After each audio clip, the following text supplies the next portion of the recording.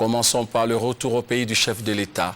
Le président Alassane Ouattara a regagné la Côte d'Ivoire cet après-midi après un séjour aux États-Unis où il a participé aux travaux de la 66e Assemblée générale de l'ONU.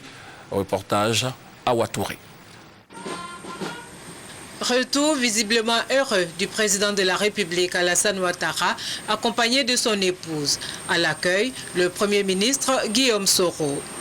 Pour rendre les honneurs militaires au chef de l'État, la garde républicaine, des sections de l'école de gendarmerie, de l'escadron de gendarmerie, du 1er bataillon commando parachutiste, de la base aérienne et de la marine nationale. Sous le commandement du chef de bataillon Hubert Kakou du 1er bataillon d'infanterie d'Akwedo.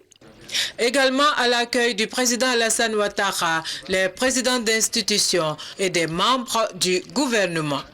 Pour le chef de l'État, la 66e Assemblée générale des Nations unies était l'occasion de donner sa vision de ce que doit être une médiation. J'étais à New York avec Mme Ouattara, une forte délégation, dont le ministre d'État, ministre des Affaires étrangères, pour prendre part à la 66e session de l'Assemblée générale des Nations unies. Vous savez, le thème était donc le rôle de la médiation dans le règlement des conflits par la voie pacifique. J'ai eu à faire une allocution à cette occasion. Ceci nous a permis de donner notre vision de ce que doit être la médiation, le rôle du dialogue tel que nous l'a prôné le président Oufoué, et aussi de faire part de notre désir que le monde se retrouve une paix durable, une croissance sociale qui permettrait donc aux populations les plus défavorisées de profiter un peu plus de l'environnement mondial. Nous avons eu également à rencontrer de nombreuses personnalités, beaucoup d'hommes d'affaires, de financiers, de banquiers qui sont intéressés à venir en Côte d'Ivoire pour investir parce que la confiance est revenue.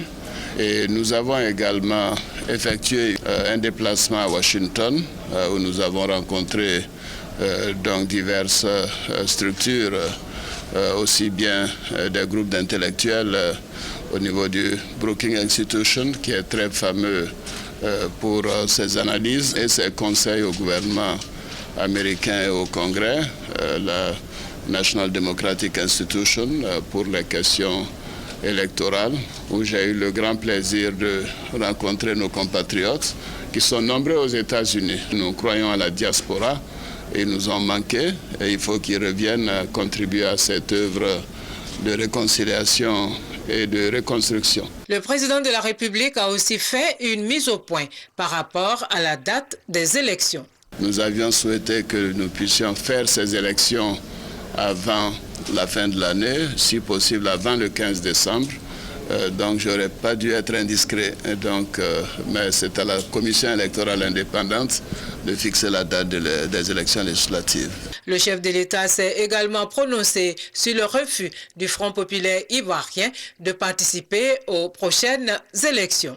C'est essentiel que nous puissions mettre en place cette grande institution qu'est le Parlement, dont le mandat est venu à expiration depuis décembre 2005. Il y va de l'intérêt national. Je pense que nos frères et sœurs du FPI doivent comprendre qu'ils ne doivent pas commettre la même erreur que le RDR en 2000. Il faut absolument participer à ces élections législatives. Je le souhaite pour ma part, mais j'attends de les voir pour en connaître davantage. Le président Alassane Ouattara a par ailleurs participé à une rencontre des sénateurs afro-américains sur le rôle de la sécurité dans le développement. Au total, une mission très intéressante pour la Côte d'Ivoire selon le chef de l'État.